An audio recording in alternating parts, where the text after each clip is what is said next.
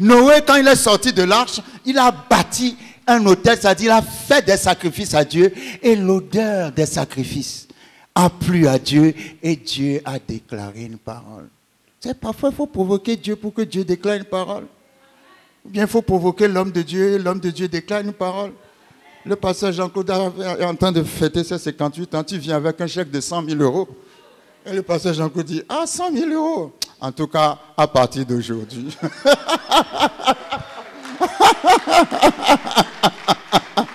Non, c'est pour rire, hein? Mais c'est une manière de vous dire. Il y a une manière de faire quelque chose à Dieu qui va tellement plaire à Dieu que Dieu va parler sur toi.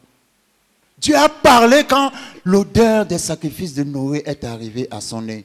Il a dit, je ne détruirai plus la terre avec le déluge. C'est à cause des sacrifices.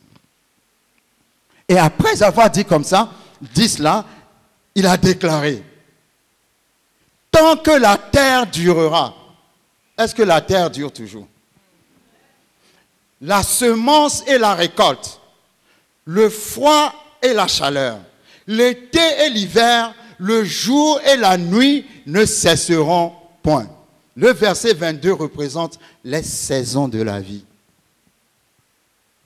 Et dans ce verset, nous trouvons 6 saisons dans la vie. Amen. 6 saisons très importantes dans la vie de l'être humain. Première saison, il a dit, certaines traductions disent les semailles et la moisson.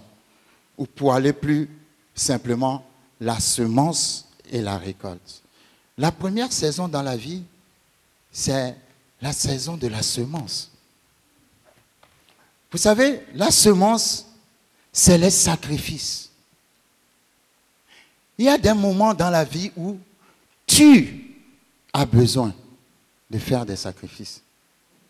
Je ne dis pas que toute ta vie est une vie de sacrifice, mais je parle de saison. Il y a une saison où ta vie est une vie de sacrifice. Pour une simple raison. La simple raison est que s'il n'y a pas de semence, il n'y a pas de récolte. Tu veux devenir ingénieur ou bien je ne sais pas quoi, c'est très bien. Ta volonté ne suffit pas, tu dois semer. Semer, c'est-à-dire faire des sacrifices pour faire des études, passer ton temps. Comme une docteure que je connais parmi nous ici, qui est très excellente et qui fait des conférences dans le monde entier, qui ne dort jamais tellement elle est passionnée de ce qu'elle fait. Alléluia. C'est des sacrifices. Tu fais des sacrifices pour une récolte. Et la qualité de la récolte dépend de la qualité. Et la docteure dont je parle a eu un contrat aux États-Unis. Oh. Pourquoi? Parce qu'elle a investi l'argent, investi le temps, investi quand les gens sont en train de danser dans les boîtes, elle a parlé dans les boîtes parce qu'elle est chrétienne, elle est à la maison, investit tout ce qu'on peut investir pendant que les gens s'amusent, elle investit seulement. Dans la vie, il y a une saison d'investissement que la Bible appelle la semence. Le laboureur ne va pas chercher des récoltes si lui-même il sait qu'il n'a pas semé. Attends, toi-même tu sais que tu n'as pas semé, et puis tu dis, c'est la saison des récoltes, je vais aller dans mon champ. Mais toi-même tu sais que tu n'as pas semé. Non, tu vas dans les champs parce que tu sais que tu as sué. Il y a eu le temps de la sueur et maintenant le temps de la récolte arrive. Donc, première saison dans la vie de quelqu'un qui est mûr, c'est la saison de la semence. Et vous savez, parfois, Dieu peut t'envoyer pour travailler dans la récolte de quelqu'un. Amen. Pour cette personne, c'est le temps de sa récolte. Et toi, tu es venu travailler dans sa récolte. Et tu crois que c'est ta récolte. Quelqu'un ne me comprend pas. Non, toi... Come on. Non, mais c'est très important parce que les choses que nous voyons sont simples. J'ai dit qu'aujourd'hui, on ne va pas sauter ni lancer les chaises, on va aller calmement. Mais je prie que la parole de Dieu puisse nous faire déterminer où nous sommes. Il y a des gens, Dieu va t'envoyer travailler dans le champ de quelqu'un. dans la saison de cette personne, c'est le temps de sa récolte, tout marche bien, il a la récolte, et toi tu viens. Quand toi tu viens, il ne faut pas dire que c'est ta récolte. Parce que lui, il a fait la semence avant d'avoir cette récolte. Donc toi, tu n'es pas venu pour récolter, même si tu travailles à la récolte, tu es venu pour semer. Alléluia. Il y a des moments, tu travailles pour les gens, tu travailles pour les gens, tu travailles pour les gens, tu travailles pour les gens. Les gens vont venir te dire, mais toi, ça ne va pas chez toi, tu travailles toujours pour les autres, alors que toi-même, tu es ceci, toi, non, il faut leur dire, je connais les saisons de la vie. Ce n'est pas ma saison de récolter, c'est ma saison, come on, c'est ma saison de semer. C'est ma saison de semer. Josué aimait tellement Moïse que quand Moïse est mort, il a pleuré. Il était tellement découragé que Dieu lui a parlé dans tout le chapitre 1 de Josué juste pour l'encourager. Parce que Moïse est mort. Mais il y a des gens qui travaillent avec Moïse et qui prient tous les jours. Quand est-ce que Moïse va mourir? Quand est-ce que Moïse va mourir? Quand est-ce que Moïse va mourir? Je ne sais pas si vous me comprenez. Mais il faut avoir la bonne attitude. Vous savez, vous ne pouvez pas avoir une bonne entreprise après avoir saccagé l'entreprise de quelqu'un. Non, vous ne me comprenez pas.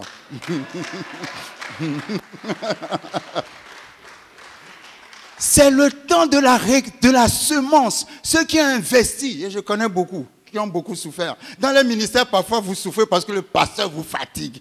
Hein? Vous faites des montages, vous appelle à 3 h du matin, Christ, je vous dis non, ça, tu as mal fait. Alléluia, tu dois aller au travail à 8 h du matin, mais tu es obligé de refaire, n'est-ce pas, Pascal? C'est difficile parce que tu travailles dans le ministère de quelqu'un. Mais si tu as le cœur, n'est-ce pas, pour comprendre que ce n'est pas le temps de la récolte, mais c'est le temps de la semence.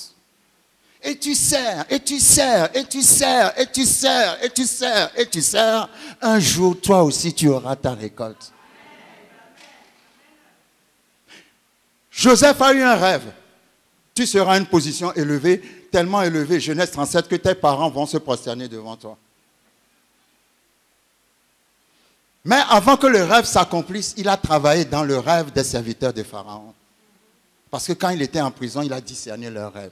Après avoir discerné leur rêve, un des serviteurs a parlé de lui au Pharaon, et c'est comme ça qu'il a réalisé son propre rêve.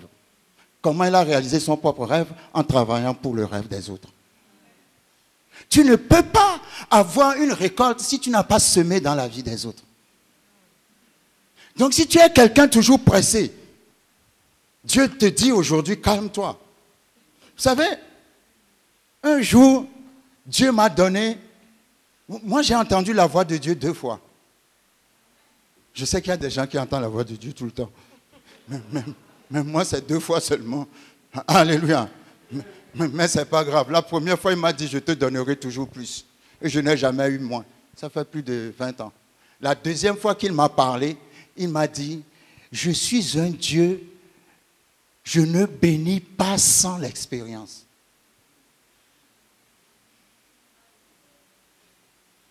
Tu peux être intelligent, beau, tout ce que tu veux. Pour que Dieu t'élève à une position supérieure, il va d'abord te faire passer par certaines choses. Il va d'abord te travailler. Ça ne va jamais venir comme ça, tu es tout beau, tu sors tout parfumé de ton lit, et puis hop là, tu arrives. Non, non. Demandez à Joseph comment il a fait pour devenir Premier ministre. Alléluia. Il en a vu de toutes les couleurs. Pourquoi? Dieu l'a maté. Vous savez, le nom du Dieu qui frappe, le Dieu, pas qui frappe, mais le Dieu qui... Jéhovah Maké, ma fille, merci. Le Dieu qui te fait passer par des situations difficiles pour te former. Hein? Son nom en hébreu, c'est Jéhovah Maké. Moi, j'appelle ça le maquage. Donc, si tu es dans une situation, tu es toujours dans des circonstances où ça chauffe sur toi, c'est le maquage. Parce que Dieu ne donne pas de promotion sans préparation. Ça, vous pouvez... Il n'y a rien à faire. Il y a un temps, un nombre d'années où il va te préparer avant de t'élever. Si c'est Dieu, hein, il va toujours te préparer avant de t'élever. Amen. Donc, Dieu va te mettre dans des positions où tu dois servir. Servir. Servir. Servir. Parfois, c'est dur de servir, mais tu continues de servir. Tu ne vas pas finir ta vie comme serviteur, tu finiras comme maître et toi aussi, on te servira. J'avais donné l'exemple de Florence, qui travaillait trop, il était vraiment exploité. Si la CGT était en Irlande, on allait devenir syndicaliste. Moi, j'allais devenir syndicaliste pour elle parce qu'elle était professeure dans une école chrétienne où elle enseignait les enfants, elle finissait à des heures impossibles. On ne l'augmentait jamais, on ne lui faisait jamais d'augmentation. Elle était genre travailler. J'ai dit, mais toi, tu n'es jamais fatigué de travailler. Je ne te donne pas de récompense. Et puis elle me dit un jour, mais si je le fais, c'est pour Dieu que je le fais. Puis j'ai dit, est-ce que j'ai bien entendu? C'est à moi qu'on parle. Tu te fais exploiter comme ça pour Dieu. Mais ça m'a marqué. Mais aujourd'hui, elle a arrêté, elle ne travaille plus. Dieu l'a emmenée à un autre niveau. Il y a des temps comme ça. Il y a des temps comme ça où Dieu va te faire travailler à mort. Les gens même vont te dire, mais qu'est-ce que tu fais là? Il faut faire ça. Non. C'est mon temps de la semence. Alléluia. Parce qu'après la semence, viendra la récolte. Quand tu travailles dans la récolte de quelqu'un, tu ne cherches pas des récompenses. Quand tu lis, vous lisez 2 Rois chapitre 4, si je ne me trompe, Géasi servait Élisée.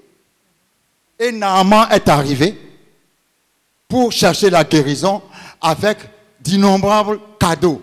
Naaman a été guéri. Naaman donne les cadeaux à Géasi. Jimmy Swaggart a évalué les cadeaux que Naaman a amenés à peu près 3 ou 4 millions de dollars. 3 ou 4 millions de dollars dans Expository Bible de Jimmy Swaggart. Ils ont évalué les cadeaux de Naaman. Élisée a vu les cadeaux de 3 à 4 millions de dollars. Il a dit non, je ne veux pas. Tu peux repartir. Tu es guéri. Retourne avec tes cadeaux. Géasi a dit, mon maître là, il n'est pas sérieux. Il est passé dans le dos d'Élisée pour aller rattraper Naaman et prendre les cadeaux. Et quand il est revenu, Élisée lui a demandé, tu viens d'où? Il dit, non, j'ai été me promener et je suis revenu. Et Élisée lui a dit, non. Mon esprit n'était pas absent quand tu étais parti pour prendre les cadeaux de Géasi. C'est 2 Rois, chapitre 5, à son verset 26. Mais Élisée lui dit, mon esprit n'était pas absent lorsque cet homme a quitté son char pour venir à ta rencontre. Et puis écoutez la question, écoutez ce que Élisée lui a dit. Élisée ne lui a pas dit, tu n'as pas le droit d'avoir des récompenses. Élisée lui a dit, est-ce le temps de prendre de l'argent et de prendre des vêtements? Il n'a pas dit, tu n'as pas le droit de prendre de l'argent. Il a dit, ce n'est pas le temps. Ce n'est pas le temps de la récolte pour toi. C'est le temps de la semence pour toi. C'est le temps pour toi de semer dans mon ministère. C'est le temps pour toi de travailler dans mon ministère. Ce n'est pas encore le temps de la récolte. Ce n'est pas une question de récompense, c'est une question de temps. C'est une question de saison. Il faut connaître ta saison. Tu peux vivre une saison dans laquelle on peut t'amener quelque chose et tu vas refuser. Pourquoi? Parce que cette chose peut te faire rater d'autres temps.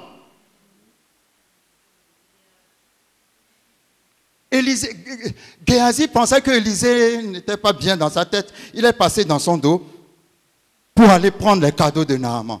Et c'est là où il a fini avec la lèpre de Naaman. Parce que des fois, quand tu te trompes de saison dans ta vie, non, tu n'auras pas la lèpre, toi. Mais quand tu te trompes de saison dans ta vie, c'est pour ça, avec Dieu, il ne faut pas être pressé. Il y a des gens, ils viennent, on prie pour eux, ils sont guéris en même temps. D'autres viennent, on prie pour eux, ils sont guéris 1 mois après. D'autres viennent. Pourquoi Dieu fait les choses comme ça, je ne sais pas.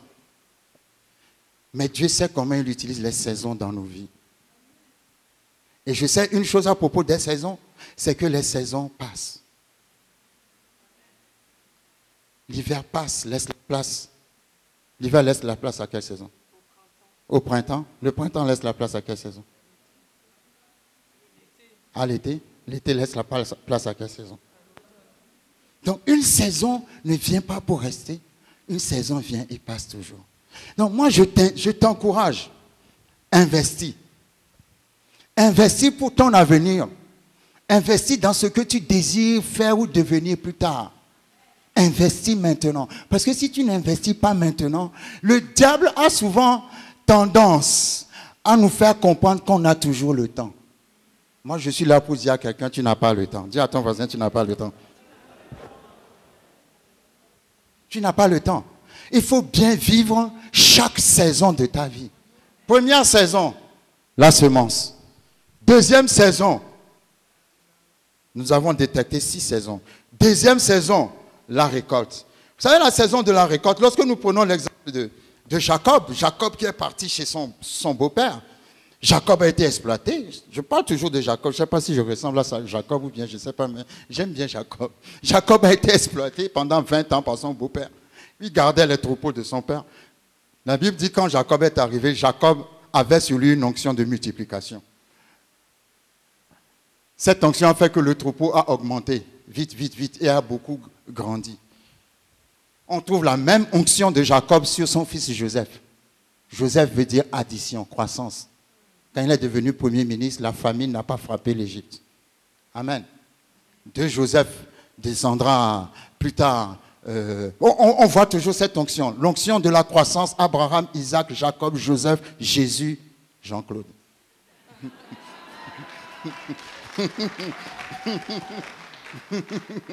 Amen. De Joseph, c'est arrivé à Jésus. De Jésus, c'est arrivé à nous. C'est la même onction. C'est une onction qui fait qu'on ne peut pas te terrasser. Est-ce que quelqu'un me suit? On ne peut pas te terrasser. La Bible dit, Genèse 25, Abraham allait mourir et il donna des biens à ses concubines ou bien aux enfants de ses concubines et il donna tout ce qu'il avait à Isaac. Aux enfants des concubines, il a donné des biens. Mais à Isaac, il avait donné tout ce qu'il avait. Non, à Isaac, il avait donné tout son bien. Et aux enfants des concubines, il avait partagé une partie de la richesse pour eux. Genèse 25, il a béni Isaac en lui donnant tout son bien. Tout son bien, c'est la bénédiction. C'est sur Isaac. Genèse 25, Genèse 26, Isaac s'est retrouvé dans la famine au désert. Tout le monde partait. Et quand il voulait partir, Dieu a dit, toi tu ne pars pas, tu restes. Quand il est resté dans la famine, la Bible dit que cette année, quand il a semé dans la famine, la récolte a emmené 100 fois plus que quand il n'y avait pas de famine. Amen. Et la même onction qu'il y avait sur Isaac, on le voit sur Jacob. Jacob a été exploité pendant 20 ans par son père. Mais arrivé à un certain niveau, par son beau-père, mais arrivé à un niveau, quand son beau-père lui disait, ce mois-ci, comme salaire, tu auras les brebis qui sont rayées. Les autres brebis seront en moi. Dieu faisait en sorte que le troupeau ne faisait que des brebis rayées. Quand le beau-père voyait ça, le mois suivant, il disait non, non, non, non. Cette fois-ci, les rayés seront pour moi et les noirs seront pour toi. Quand il disait ça, tout le troupeau faisait des brebis noires. Vous savez, quand Dieu vous bénit, il met la nature à votre disposition. Peut-être qu'il y aura un temps où la nature va vous fatiguer, mais si vous avez la bénédiction, un jour va venir, la nature va vous obéir. Et la Bible dit, son beau-père a diminué son salaire 10 fois, mais il a fini encore plus riche que son beau-père. Expliquez-moi comment ton patron a diminué ton salaire 10 fois, mais tu as fini plus riche que ton patron.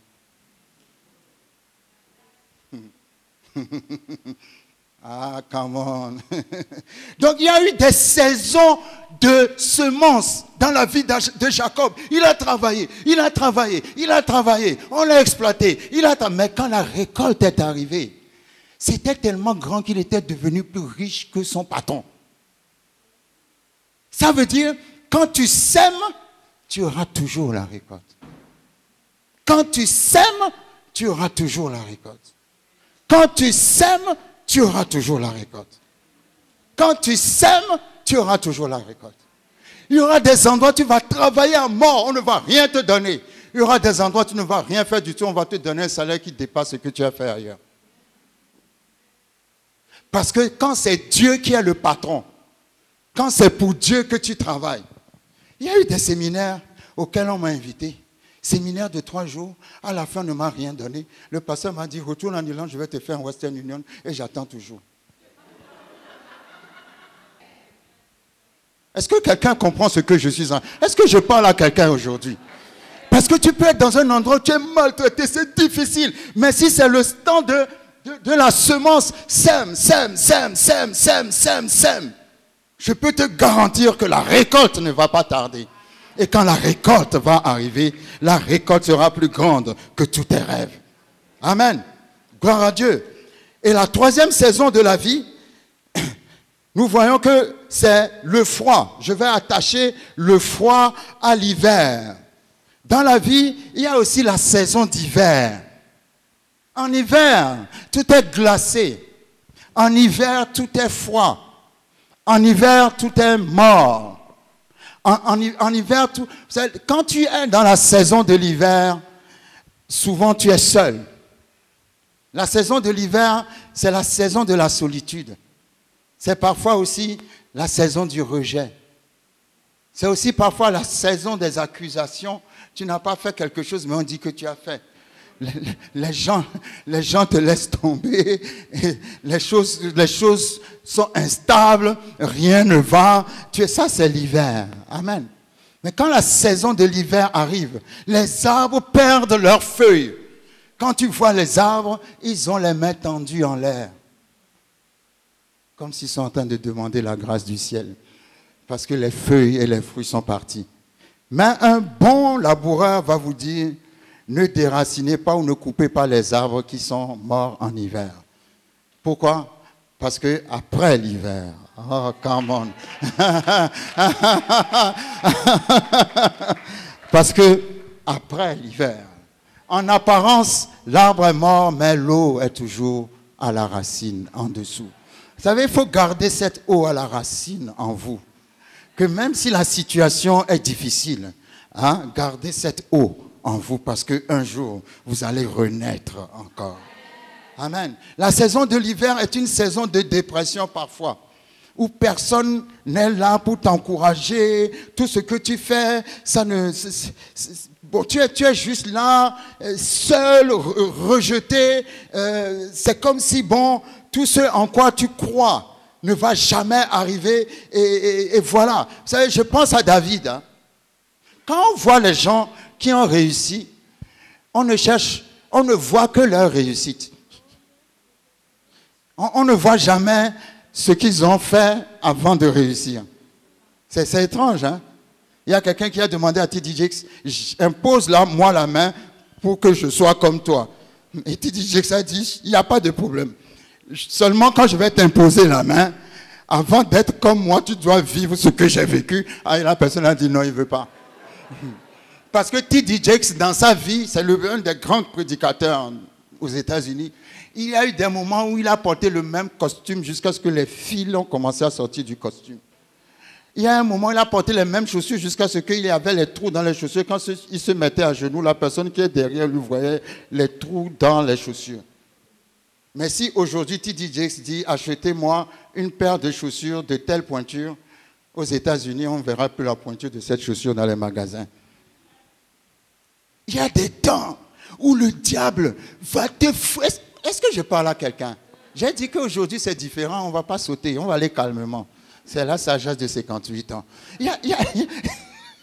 J'aime bien parce qu'elle n'arrête pas de rigoler. Il y a des temps où le diable va s'attaquer à toi.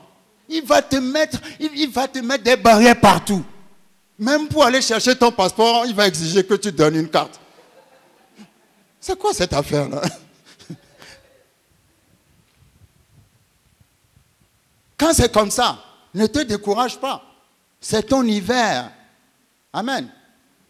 Quand c'est comme ça, c'est ton hiver. Ne te décourage pas. Cette saison-là aussi va passer. Il n'y a aucune saison qui va venir. La Bible dit, quand je traverse la vallée de l'ombre de la mort. La Bible n'a pas dit, quand je bâtis une maison dans la vallée de l'ombre de la mort. Non, non, quand je traverse la vallée de l'ombre de la mort. C'est-à-dire qu'un temps je serai dans la vallée, un temps la vallée sera derrière moi. Je déclare dans la vie de quelqu'un que bientôt tu verras la vallée derrière toi. Dans le nom puissant de Jésus. Parce que c'est ton hiver, mais l'hiver aussi va passer. Et après, on verra que tu es un arbre fructueux, tu vas porter tes fruits, tu vas pousser des branches vertes et les gens viendront prendre du repos, avoir du repos sous ton ombrage. Parce qu'on t'aura vu à un moment où tu n'auras pas de feuilles sur toi. Mais il viendra un temps, on verra des feuilles et on verra aussi des fruits sur toi. David était dans une saison comme ça. Quand vous voyez David, vous ne pouvez jamais savoir que ce monsieur-là sera un futur roi. Il n'avait pas la paix. Il était poursuivi par Saül qui, j'ai lu dans un livre que Saül a tenté de tuer David 21 fois sur 9 ans. Un livre de Marie-Léline Kike. Il a tenté de tuer Saül 21 fois sur 9 ans. Mais quand David a vu Saül devant lui, il pouvait le tuer. Il a dit, je ne porterai pas la main sur loin de l'Éternel. Il pouvait le tuer, prendre le pouvoir. Mais ce n'était pas sa saison de prendre le pouvoir.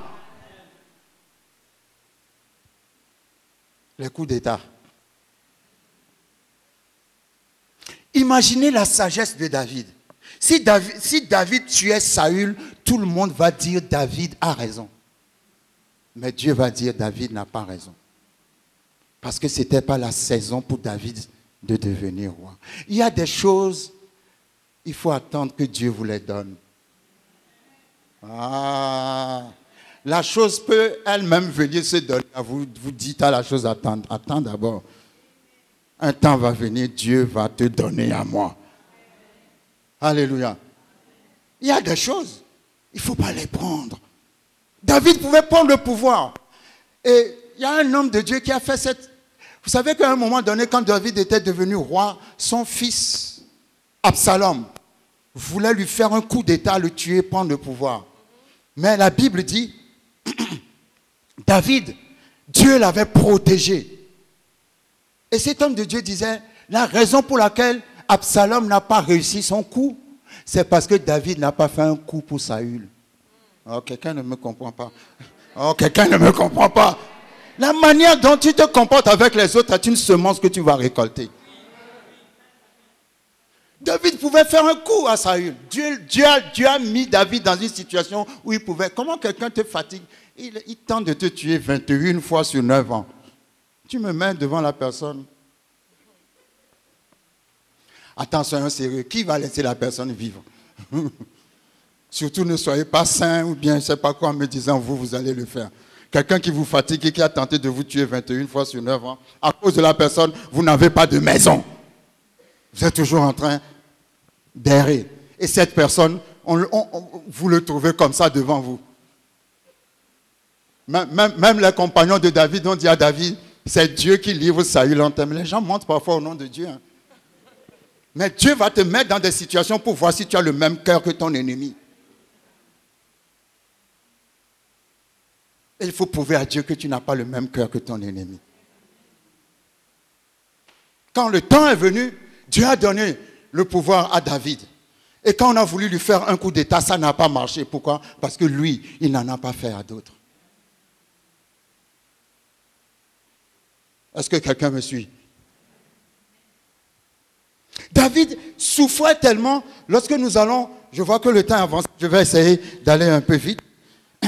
Lorsque nous allons dans 1 Samuel, chapitre 28 à son verset 16, quand vous lisez 1 Samuel 28 à son verset 16, c'est là où vous allez voir que David avait connu un temps, non pas 1 Samuel 28, 1 Samuel 25, pardon, 1 Samuel 25 à son verset 28.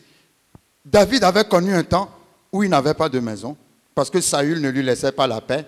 Saül le cherchait à le tuer. Il n'a rien fait à Saül. Il y a des gens qui vont vous détester. Vous ne leur avez rien fait, mais bon, ils ne vous aiment pas, c'est tout un point trait. Vous allez tout faire pour qu'ils vous aiment, mais ils ne vous aiment pas. Alléluia. Saül était jaloux de David, voulait le tuer. Il fut un temps, David était errant.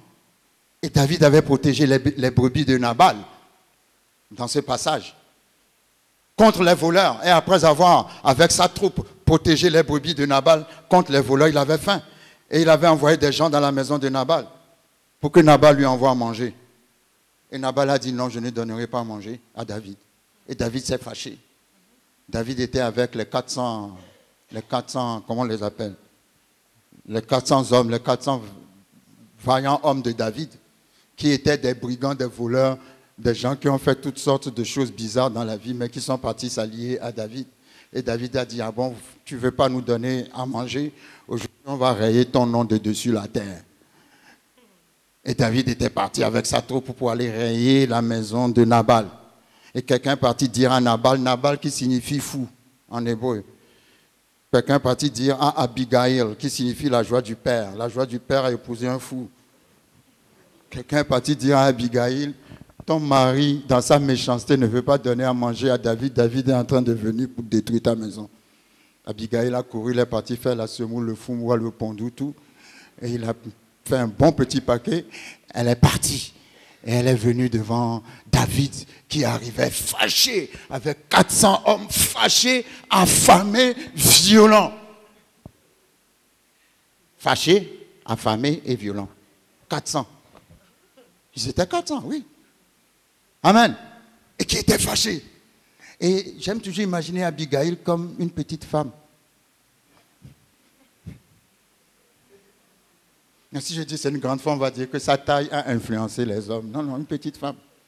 Quand elle est arrivée, elle a dit, oh David, j'ai appris ce que mon mari t'a dit. Vraiment, excuse-le, il a de la folie. C'est bizarre, elle savait qu'il est fou, mais elle l'a épousé quand même. Ça, c'est le mystère des femmes, n'est-ce pas? Ne rentrons pas dans ce domaine. On ne peut pas comprendre les femmes. Dieu les comprend, c'est bon. Elle dit, mais je sais, mon mari a la folie. Il ne faut pas faire ça, parce que si tu détruis la maison, tu vas le regretter plus tard. Et quand elle parlait à David, elle dit à David, ne t'en fais pas. Lisez le passage.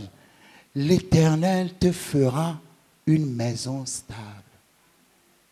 Ça veut dire, ne t'en fais pas. Aujourd'hui, tu as faim, tu n'as pas où dormir, mais un jour, tu finiras par devenir le roi d'Israël.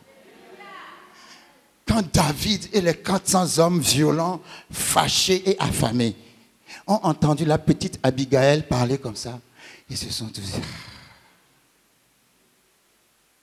Ce matin, on a vu à l'école biblique que les femmes sont influentes. Est-ce que les femmes savent qu'elles sont influentes? Une petite femme qui a parlé à 400 hommes affamés, violents et fâchés. Et quand elle a fini de parler,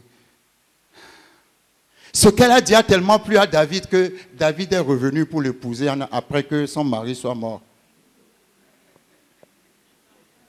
Il a quand même entendu la mort de son mari. Mais c'est pour vous dire, c'était l'hiver de David. Rien ne marchait.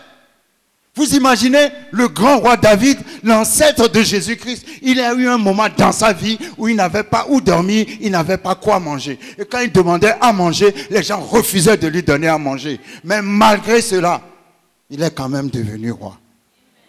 Malgré cela, tu deviendras roi. Malgré ce que tu vis, tu deviendras reine. Parce que cette saison aussi passera. La saison de l'hiver, tu es rejeté. Des fois, tes amis te laissent tomber. Ils te laissent tomber en hiver, mais quand l'été vient, ils reviennent.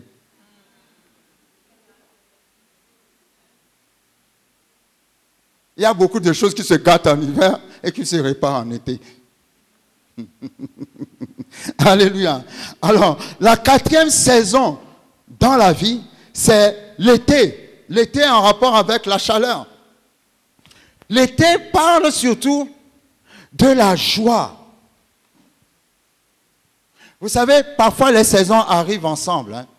Vous pouvez être dans la saison des sacrifices, la saison de la semence. Hein? C'est dur la semence, mais en même temps vous êtes en été. Vous faites des sacrifices, vous donnez, rien ne rentre, mais il y a cette joie. Il y a une joie en toi, tu es joyeux. Même quand on t'insulte, si tu chantes et dis gloire à Dieu, on m'a insulté. C'est-à-dire, c'est une saison où tu es dans la joie. C'est l'été, quoi. Amen. Tu es content, tu es en été, tout ça, les saisons peuvent venir. Peut-être que tu es dans la saison de la récolte, mais pendant que tu récoltes, en même temps, tu es en hiver. Les gens voient que tu as beaucoup de succès, que tout marche pour toi, mais au fond de toi-même, tu es triste, ça ne va pas. Bon, ah, ben moi, j'ai du succès, moi, je ne sais pas. Mais tu es dans la saison de la récolte. Amen. Comme tu peux être dans la saison de la récolte et en été en même temps. C'est-à-dire, tout marche. Alléluia. Quand tu arrives, la porte s'ouvre tout seul. Avant même de sortir, la main pour taper, c'est déjà ouvert. Tu ne fais que passer. Ce sont des saisons dans la vie. Mais nous devons discerner chacune de ces saisons-là pour pouvoir savoir où est-ce que nous sommes. En été, tu es optimiste. En été, tu es rempli d'espérance. Même si les choses ne marchent pas, toi, tu es content seulement. Ça vous est jamais arrivé d'être content? Rien ne marche, mais vous êtes content. Pardon? Beaucoup de fois, ben voilà. Amen. Vous êtes en été. Et après, maintenant, en 5e position, nous avons la saison de la nuit. Quand c'est la nuit, tu fais beaucoup d'efforts, beaucoup de choses, beaucoup d'investissements, mais personne ne te voit. Tu fais beaucoup de choses, mais personne ne te voit. C'est comme si tu es en train de traverser une période où tout le monde manque de reconnaissance. Tu peux être dans une saison, les gens que tu as aidés t'insultent, deviennent vraiment impossibles avec toi et tout. Dans la saison de la nuit c'est aussi le moment où on rêve. C'est les saisons où tu as beaucoup de projets et beaucoup de rêves quand tu es dans la nuit. Mais c'est la saison où personne ne te voit. Je peux dire, c'est la saison où tu es derrière le rideau. Amen. Il y a des saisons où tu es derrière le rideau. Je vais vous montrer le rideau de David. Quand il gardait les moutons et les brebis de son père dans les montagnes, personne ne connaissait David. Mais quand Dieu te met derrière le rideau, quand Dieu te met dans la nuit, il te prépare. Jésus est resté dans la nuit pendant 30 ans. Personne n'a jamais entendu parler de Jésus, sauf à 12 ans où il était dans le temple. Sinon, personne n'a entendu parler de Jésus. Il était Dieu venu sur terre, roi des rois. Mais il allait dans le temple où il était au-dessus du sacrificateur. Mais, chut. Oh, quelqu'un ne me comprend pas. Il y a des moments où tu dois être... Chut. Parce que Dieu veut que tu sois dans la nuit. Et dans la nuit, il te prépare. Personne ne sait qu'il y a une bombe qui arrive. Tu ne cries pas, tu ne fatigues pas les gens pour qu'on sache que c'est toi le Fils de Dieu. Non, non, tu restes tranquille dans la nuit. Pendant 30 ans, puisque son ministère a duré 3 ans et demi, il est mort après 3 ans et demi. Pendant 30 ans, il était sur la terre, mais on n'a pas entendu parler de lui. Il était dans la nuit. Et dans la nuit, Dieu le préparait. Dieu le préparait. Vous savez, ceux qui ont le vrai succès dans la vie, c'est ceux qui savent discerner les saisons de la vie. Tu dois pouvoir savoir dans quelle saison tu es. Il y a des saisons où tu ne dois rien faire. Tu restes calme. Il y a des saisons où tu dois passer ton temps à aider, investir, investir, aider. Amen. Il ne faut pas brûler. Quand David était dans le désert, la montagne, en train de garder les brebis de son père, personne ne le connaissait. Et il disait, les lions venaient. Quand les lions venaient, il déchirait les lions et prenait une brebis, il arrachait la brebis d'entre les mains des lions. Il s'entraînait avec comment on appelle ça?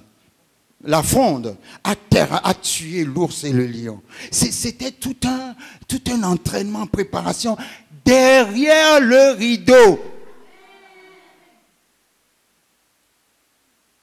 Parce que quand le temps de Dieu arrive, c'est Dieu qui te fait sortir.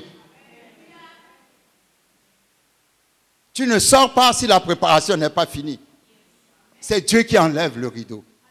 Et le jour où il allait donner de la nourriture à ses frères, il a vu que Goliath insultait l'armée de l'Éternel et l'armée d'Israël tremblait devant Goliath. Et il a dit, moi, je vais le terrasser. Pourquoi? Parce qu'il a discerné la saison de la préparation. Il sait que la saison de la préparation est finie. Maintenant, il peut faire face à Goliath.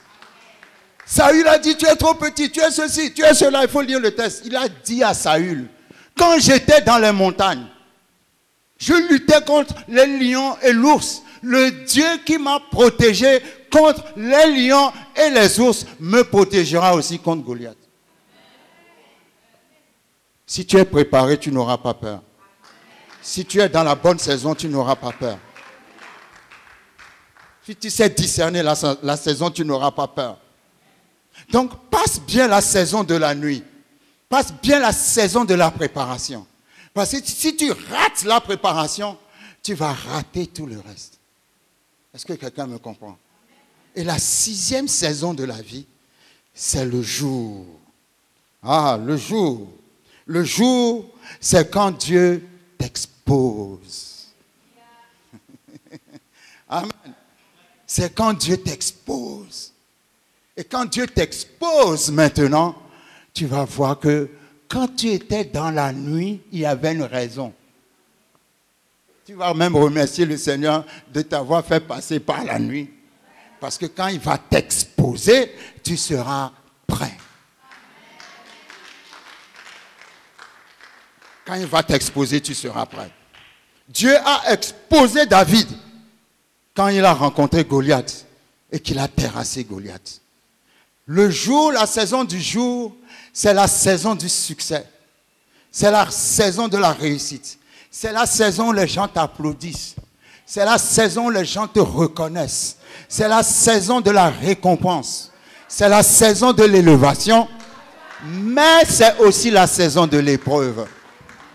Parce que quand tu vas être élevé, on va aussi t'attaquer. Maintenant, tu vas garder ton élévation si tu as bien passé la saison de la nuit. Non, quelqu'un ne me comprend pas. C'est pour ça qu'il ne faut pas sauter les saisons. Il faut vivre chaque saison. Il y a une chose qu'il faut savoir pour les saisons. On ne peut pas changer la saison. On est obligé de traverser la saison.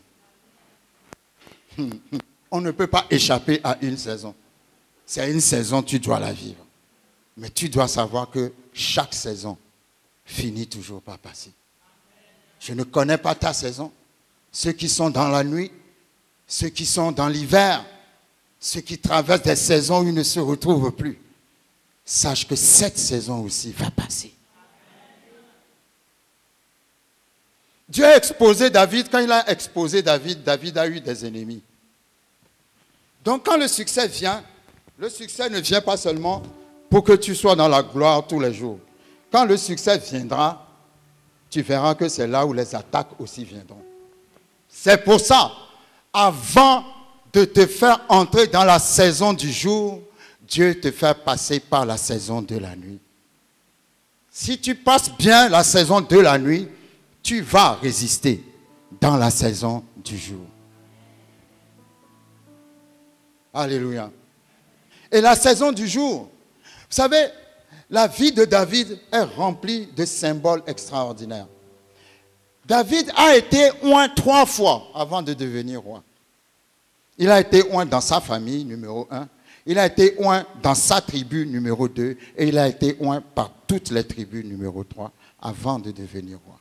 Et quand il a été oint par toutes les tribus avant de devenir roi, la Bible dit, les Philistins ou bien je ne sais pas quoi, ont appris que David a été ordonné ou a été élu roi et ils ont décidé d'aller l'attaquer. Amen. Mais si David n'avait pas connu de saison de nuit, il allait perdre la bataille. mais Dieu l'a préparé dans la nuit. Fais de ta nuit une saison de préparation. Pas une saison de dépression. Pas une saison de découragement. Mais fais de ta nuit une saison de préparation. Et si tu passes bien la nuit, Dieu va t'exposer au jour. Et quand Dieu va t'exposer au jour et que les ennemis viendront pour t'attaquer, tu pourras résister aux ennemis. Parce que tu ne t'es pas forcé dans une saison. Tu as laissé la saison venir. Et si tu te forces dans une saison, tu vas rencontrer des ennemis qui vont te terrasser parce que tu n'auras pas été préparé, tu n'auras pas été équipé pour ces ennemis. Mais quand Dieu ouvre le rideau sur toi, toute arme forgée contre toi sera sans effet. Ils viendront par un seul chemin, mais ils s'enfuiront par 7 chemins. Quelles que soient les attaques, tu vaincras toujours. Parce que tu as eu la patience. Quand on marche avec Dieu, il faut être patient. Est-ce que quelqu'un me suit? Vous savez, quand on a beaucoup souffert, Jésus a dit, hein, quand la femme est en travail pour accoucher, elle a beaucoup de douleur. Mais quand l'enfant est né, elle est tellement joyeuse qu'elle oublie les moments des douleurs. Je veux dire à quelqu'un aujourd'hui, tu oublieras les moments des douleurs. Levons-nous, levons-nous, levons-nous. Saül est parti trouver la sorcière qui est à Endor pour faire remonter l'esprit de Samuel. En fait, ce n'était pas Samuel. C'était, comment dirais-je, un esprit familier. Il y a des esprits familiers qui sont avec nous, qui nous connaissent depuis notre naissance jusqu'à maintenant, qui connaissent tout de nous. Et quand les gens vont consulter les magiciens, les voyants bizarres, l'esprit familier qui connaît bien ta vie va venir parler. Et quand l'esprit familier va parler à travers la personne, tu vas dire c'est Dieu qui t'a parlé parce que toutes les informations sont vraies, mais ce n'est pas Dieu. C'est un esprit familier. Mais quand même, la Bible dit que il y a un esprit, Samuel est monté, Samuel a parlé. Et Samuel a dit à Saül, l'Éternel est en train d'enlever le royaume d'entre tes mains pour le donner à David. Mais si vous voyez comment David vivait au même instant où on disait qu'on lui donnait le royaume, vous n'allez jamais croire que c'est le prochain roi. Parce qu'il ne savait pas quoi manger, il ne savait pas où dormir, il n'avait pas d'amis. Le roi est derrière lui pour le tuer. Pas une personne, le roi et l'armée d'Israël. Mais malgré qu'il n'avait rien, il ressemblait à un vagabond, Dieu a dit, c'est à lui que je vais donner le royaume. Ne définis jamais ton futur par rapport à ce que tu vis, parce que les saisons vont changer. Les saisons vont changer, Jules. Je dis les saisons vont changer. Les saisons vont changer. Dis, je reçois. Ma saison va changer. Ma saison mauvaise va changer. Parce que les saisons passent toujours. Je serai le prochain roi. Je serai la prochaine reine. Quand on voit ta vie, tu n'as même pas où manger, ni quoi, ni où dormir. Mais Dieu dit, c'est toi le prochain roi. La prochaine reine. Seigneur, merci pour ta parole. Ce n'est pas ma parole, c'est ta parole. Nous l'avons déclaré et entendu avec foi. Que la parole s'attache à toi. Même si tu ne l'as pas écoutée, qu'elle remonte à tes oreilles cette nuit. Quel que soit l'état dans lequel tu es venu dans cette maison ce soir, tu repars d'ici avec l'assurance que ta saison de victoire arrive. Dieu ne t'a pas abandonné. Dieu est en train de te préparer.